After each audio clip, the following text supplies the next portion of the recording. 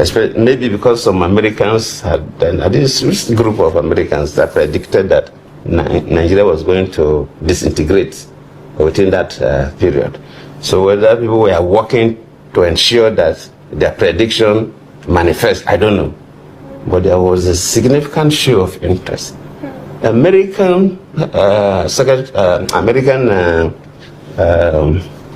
Secretary of State? Secretary of State don't visit country at the eve of elections traditionally, because they want to keep away. Even if they're interested, they don't want to be seen as directly manipulating the electoral process.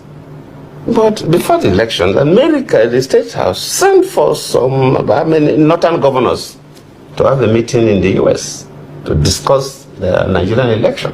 And of course, Nigerian election, they have North and South divide, Christian-Muslim divide. They invited the northern governors that are Muslims. The Christians were not invited to the US. And the Secretary of State came directly into the country to have various meetings. I don't see as a president of Nigeria for me to engage with America for a fight. So it's not going to be necessary. It will affect my citizens and so on. So, but we saw the significant external interest, and you saw what was happening in the. That was former President Goodluck Jonathan narrating how the Americans interfered and manipulated the 2015 general election, in particular the presidential election, in favor of the then opposition All Progressive Congress. The organization that the president or former president was struggling to remember that predicted the disintegration of Nigeria by 2015 was an organization in America known as National Intelligence Council, NIC. The National Intelligence Council of the United States in 2005, in a report titled Mapping Sub-Saharan Africa's Future, Mapping Sub-Saharan Africa's Future, which was a larger strategic foresight project on what they projected would be the future of Sub-Saharan Africa. They had predicted back in 2005 that Nigeria would disintegrate by 2015. So that was at the back of Jonathan's mind when America was interfering in our election at that period, because Jonathan was not ready to fight for them, to fight with them, so that what they predicted would not be actualized.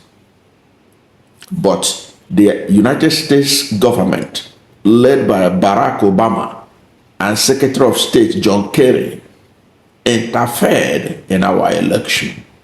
They did not only do it with impunity, they did it with what Zebodiah will call with alacrity.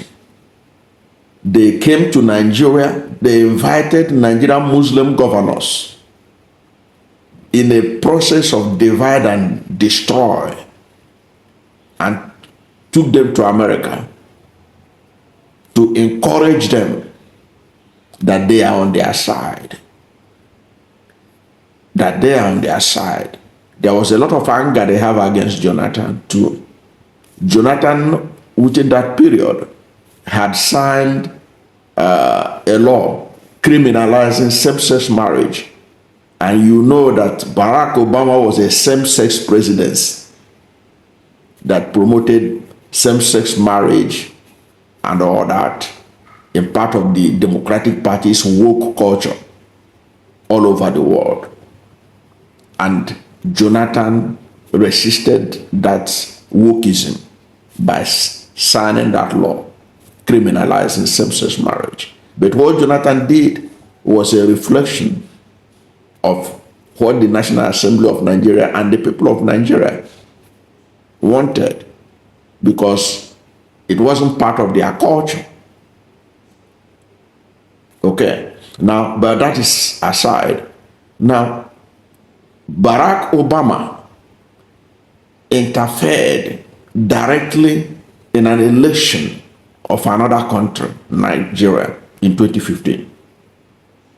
And the same Democratic Party, 1 year later, were shedding tears, crying that Russia interfered in their election and helped Donald Trump to win. You know, in this channel, we love Donald Trump. That was the beginning of our love for Donald Trump, because he gave them the bloody nose in 2016 election. After what they did to Nigeria,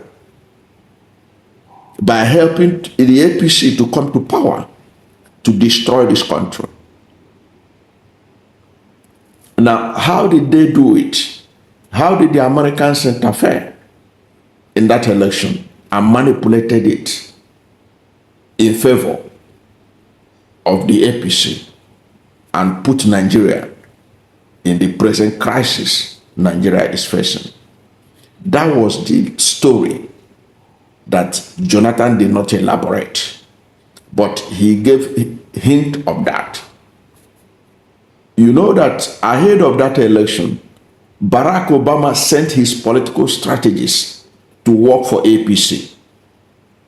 Barack Obama sent David Azerot, his political strategist, to Nigeria to work with APC.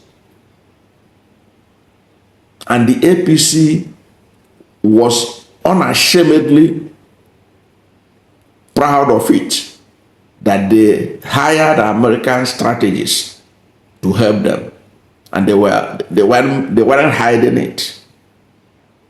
And it was David Azerot that came up with the slogan APC change.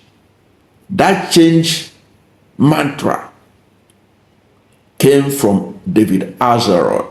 It was the similar slogan as the political strategies of Obama that they used to bring Obama to power against all odds in 2008. So by 2015, David Azerot was shipped to Nigeria by Barack Obama and other people working outside Nigeria to ensure that Jonathan was not re-elected.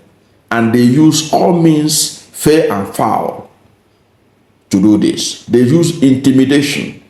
You can see from the voice of Jonathan, he was intimidated, because he knows these people have predicted that Nigeria will disintegrate by 2015. They predicted it back in 2005. Back in 2005, that Nigeria will disintegrate by 2015. And here is Jonathan sitting at the presidency, watching the American John Kerry visiting this country and talking to the opposition leaders, literally encouraging them that they are on their side. The same Americans invited Muslim governors from the north. They did not invite Christian governors from the north. They didn't invite the governor of Plateau State. They didn't invite the governor of Benue State. All those northern Christian governors were sidelined by America to see how dangerous the Democratic Party was to Nigeria. And that's why there was a time I warned Peter Obi. He was celebrating that they invited him to their convention. These people are bad people. They don't wish this country well. It was these same people that wanted Jonathan to go. They were the people that refused to classify Boko Haram as a terrorist organization. They were prevaricating before they could classify Boko Haram as a terrorist organization. It took a lot of pressure from the Nigerian government for Boko Haram to be classified as a terrorist organization. But these were the same people blaming Jonathan that he was not doing enough to tackle Boko Haram.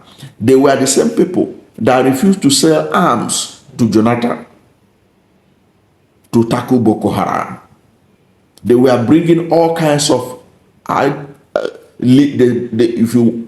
Jonathan wanted some arms to deal with this Boko Haram. They cited the Lear's Law. that Nigerian military, they are violating the human rights of the terrorists and of terrorists. That in their pursuit of Boko Haram, they are violating. So they imposed the Lies law. With that, they stopped sending arms to Nigeria to tackle the insurgents. Okay? That's why I detest them. That's why I love Donald Trump. Because when Donald Trump became president by 2015, by 2016, when he gave the Democratic Party and Barack Obama a bloody nose against all odds, what did Donald Trump do? It was Donald Trump that sold Tucano jets that Donald Trump refused to, that Barack Obama refused to sell to Nigeria. Donald Trump sold it to Nigeria, and it became a game changer for Buhari. But that was what Barack Obama and the Democratic Party refused to assist Jonathan to have access to deal with Boko Haram. That is how dangerous and how terrible the Democratic Party in America is. They did so many terrible things, not only to Nigeria, even also to Libya. It was the Democratic President, Barack Obama, that invaded Libya and instigated the overthrow of Muammar Gaddafi. Today, Nigeria is awash with guns from Libya. There was disintegration of the whole of the Sahel, all caused by Democratic Party, led by Barack Obama. All this insecurity you are seeing all over Nigeria, part of the arms they use in perpetrating this is from Libya. And Libya has become a failed state, all thanks to Donald Trump, to Barack Obama. And that was what they wanted to happen to Nigeria. They wanted Nigeria to be like Libya today. But thank God for the wisdom of Jonathan. Despite all the evil they plan against Nigeria, the arms they were ready to supply the opposition to destroy this country.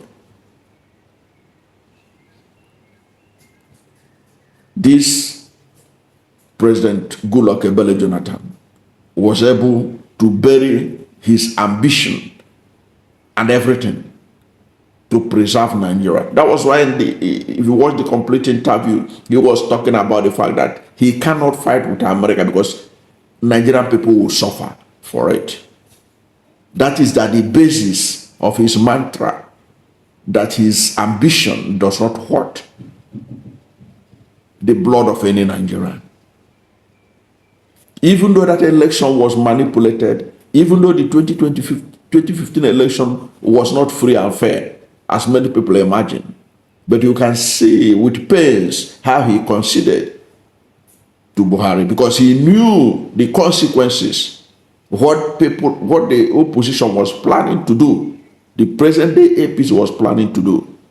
And he said, no, I cannot allow this country to fall into the prediction of the Americans. And he gave up and didn't contest the election. He dismantled them.